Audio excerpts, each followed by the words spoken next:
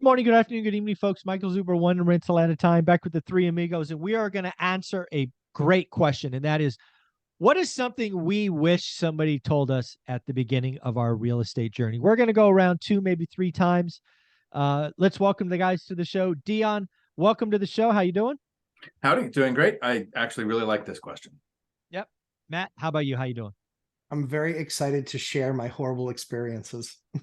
Oh no, my goodness. All right, Dion, this is this was your idea, this question. I love giving you first shot at what is something you wish somebody told you at the beginning? So it's funny, as content creators, as people who are trying to drag some people kicking and screaming into financial freedom, like it's hard to bring them sometimes. And to steal from Matt, we're not in the convincing business. We share the information. We often say, nobody can hear a word you say until they're ready. I wish somebody had told me, get ready. Like, start listening to this stuff. There are successful people sharing their information. You don't have to think something sounds risky and then not research it. Literally say stocks are too risky. Real estate is too risky. Crypto is too risky. Owning a business is too risky. Get ready. Find the people who've been successful at whatever asset class excites you, and then study. I wish somebody had told me that. Yeah. Very cool. Like that one. Matt? Tenant diversification. Ah. Yep. That Tell was us just a little bit more. Yeah. That was almost the end of me in 08, 09. That was almost the end of me. I thought construction, man, that is hot. That is on fire. I know a ton of people in construction. And it was really easy because one tenant was like, oh, hey, my buddy Johnny, he's looking for a place. I'm like, perfect. Like, he's making crazy money. Yeah, this works. And so I did it. And then in August of 08, I went from 8 paying tenants to September 3 and to October 1. And it's because they were all in construction. Every last one of them was in construction. Wow. Yeah. So the thing for me, I wish somebody had told me at the beginning was, again, I wish I would have house hacked a fourplex at 18 or 19 years old. Nobody had ever told me house hacking. Whatever it was called, roommates or whatever it was called, I'm old, right? Back in the 90s, early 90s. I wish that was there. I wish I would have seen it. I mean, getting on the property ladder with an owner OC 3.5%, 5% down, it would have fundamentally changed my life versus, going to school, getting a master's degree, climbing the corporate ladder, losing a bunch of money in stocks. My life would have been very different. So, I wish somebody would have told me about house hacking at 18. My life would have fundamentally changed. That'd have been 12 years before I bought my first rental. My life would have been different. So I think Dion and I would agree that we would call that the antidote to being broke. Get on the property ladder. Let the government help you. 3.5% down. Like, I don't know about Dion, I don't want to speak for him, but I can tell you firsthand, I did it because I was broke. I didn't do it because of any other reason. I would love to think I was brilliant. I was just like, how do I get in there? And much like you did in 08, we're like, how do I buy more houses? I do a bunch of creative and seller financing, right? So for me, I think for Dion too, house hacking was just, I got to figure out a way to make ends meet, period, in the story. Yeah, I house hacked before I house hacked for money. Yes.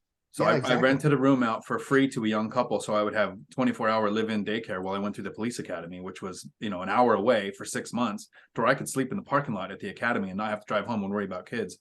So I didn't monetarily benefit from that, but was able to get through the academy. Right. And definitely the cheat code to wealth. Like, it's why I was able to retire early. Yeah. All right. We'll go around at least one more time. Dion, what's number 2 for you? So this will be a little bit of an overshare and a little bit too close to home. So the people who know my content will know that this is an actual moment of honesty. I wish somebody told me, choose a spouse who's going in the same direction as you instead of a spouse who looks good no matter what direction she's going in. If somebody had told me that 20 years earlier, been able to retire early. I like it. And I agree with it.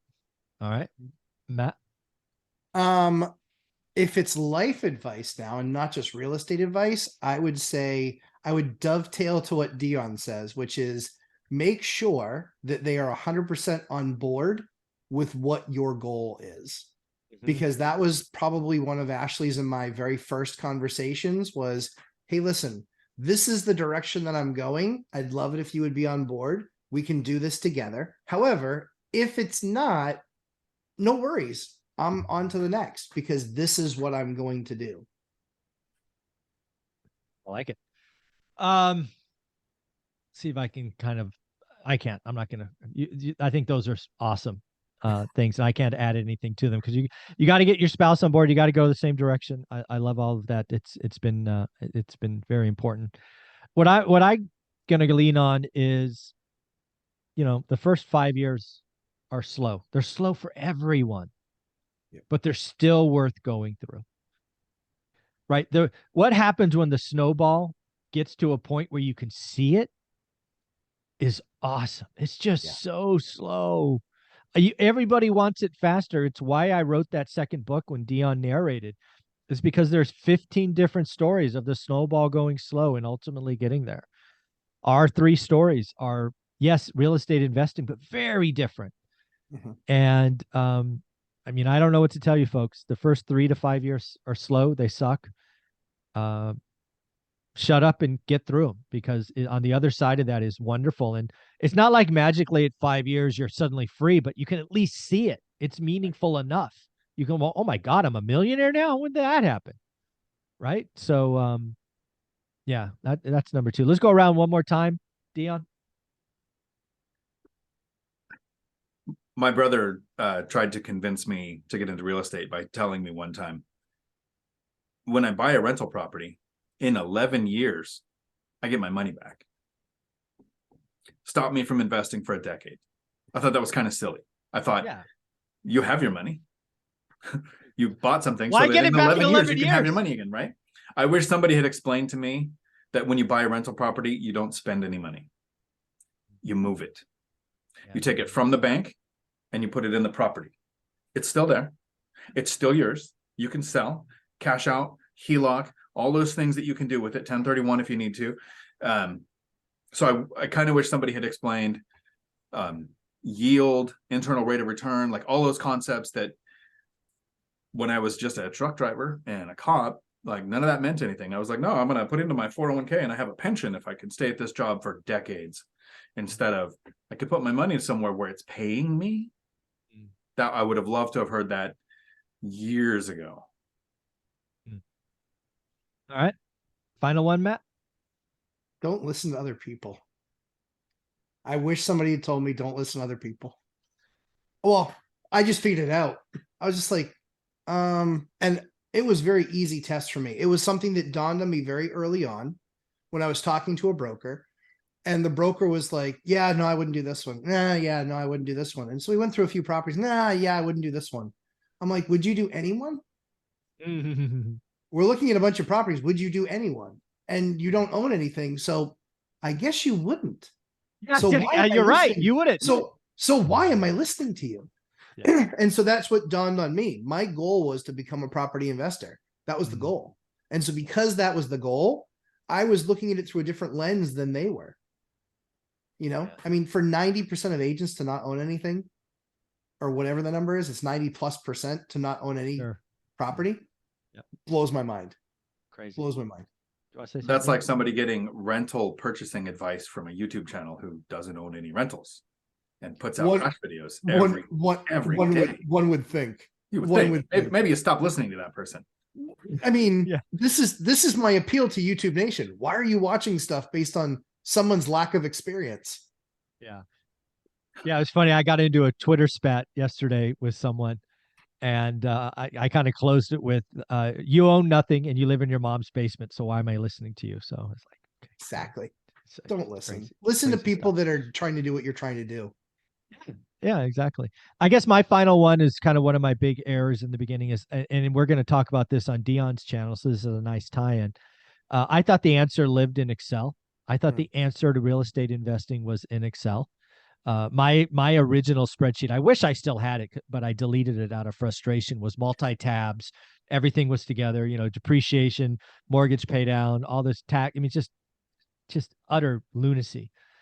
Today, as most people know, my spreadsheet's remarkably simple. I just want to know how much money, cash, comes out of my account and how much money comes back to my account. That is a simple division. Income minus outflow. Inflow minus outflow, or divided by outflow, equals a percentage.